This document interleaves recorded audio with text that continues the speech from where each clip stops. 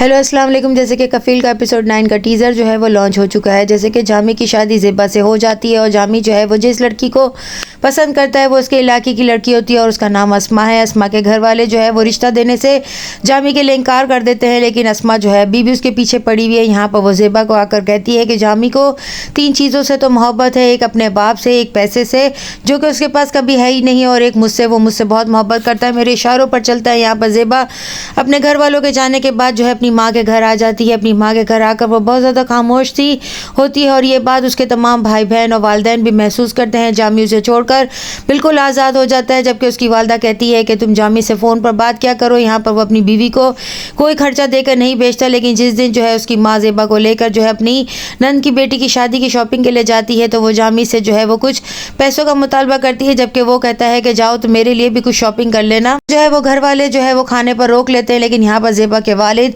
ऐसे सवाल जवाब करते हैं कि तुम्हारा क्या कारोबार है, तो वो कहता है कि होलसेल का कारोबार है, जिस पर वो पूछते हैं कि कहाँ पर है और मैं तुम्हारी दुकान पर आना चाहता हूँ, जिस पर जामी समझ जाता है कि सवाल जवाब की बौछार शुरू हो गई है। वो खाना छोड़कर चला जाता है और हाथ पहुँचते हुए ज़ेबा को कहता है कि तुम्हारे बाप ने एक निवाला क्या खिलाया, लेकिन मेरी सारी जो है दास्तान उसने उधेड़ ली, अब मैं जो है वो तुम्हारे घर कभी नहीं आऊँगा। यहाँ पर वो जब चला जाता है तो शादी के एल्बम के लिए वो जामी को कहती है, जिस पर जो है वो कहता है कि अपने भाई से मंगवा लो, और जब ज़ेबा का भाई लेने के लिए जाता है तो एल्बम वाला कहता है कि उसने तो पैसे दिए ही नहीं थे, सारे पैसे तो अभी पेमेंट होगी तो ही मैं दूंगा। यहाँ पर ज़ेबा का भाई जो है वो अपने वालिद को कॉल करके कहता है कि मेरे पास तो पैसे नहीं है। इसके वालिद कहते हैं मैं एक बंदा भेजता हूँ, वो पैसे दे देगा और एल्बम उठा लो। की वालदा जो है वो जामी को अस्मा के साथ देखते हैं। ज़ेबा तो देखकर आंखें वो छुपा लेती है, लेकिन ज़ेबा की वालदा कहती है ये जामी ही है, जिस पर ज़ेबा कहती नहीं ये जामी नहीं बल्कि जामी जैसा है।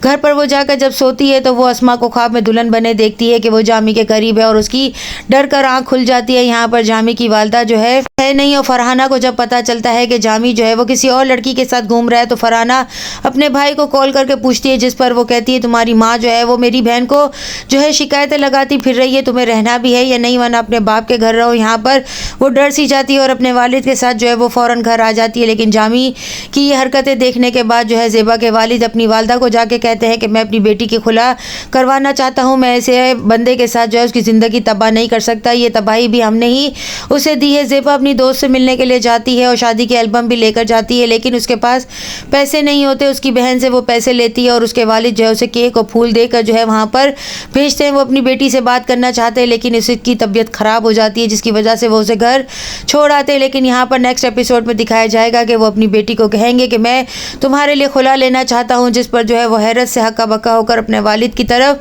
देखेगी। और जामी के लिए वो अपनी बेगम को कहेंगे वो ना सिर्फ अपनी बीवी को खर्चा पानी नहीं दे रहा, बल्कि जो है वो अब तो दूसरी औरतों के साथ जो है वो चक्कर भी चला रहा है। और ज़ेबा की बहन भी कहती है जामी भाई कैसे आदमी है, अपनी बीवी को खर्चा नहीं दे रहे और जो है इस तरीके से कर रहे हैं, उन्हें बिल्कुल भी एहसास नहीं है आपका। जिस लड़के को जमाल को पसंद करने लगी थी उसने रुमाल दिया था और फिर उनका कोई राब्ता आपस में नहीं हुआ। ये बात जब वो अपनी माँ को कहती है, जिस पर उसकी माँ कहती है कि तुम्हें पता चल गया, तो वो कहती है हाँ मैंने आपकी ड्रॉर में वो रुमाल देखा, आपने कम अज़ कम मुझसे पूछना तो चाहिए था। एक रुमाल को लेकर आप लोगों ने मेरी शादी ऐसी जगह करवा दी कि मेरी ज़िंदगी अजाब में आ गई है। यहाँ पर जामी को लेकर जो है ज़ेबा के वालिद बहुत ज़्यादा परेशान है, जिस पर जो है वो ज़ेबा अकेले में सोचती है कि रेशम के उलझे हुए धागों में हाथ फंसा बैठे हैं, अब किसको जुदा किससे करें।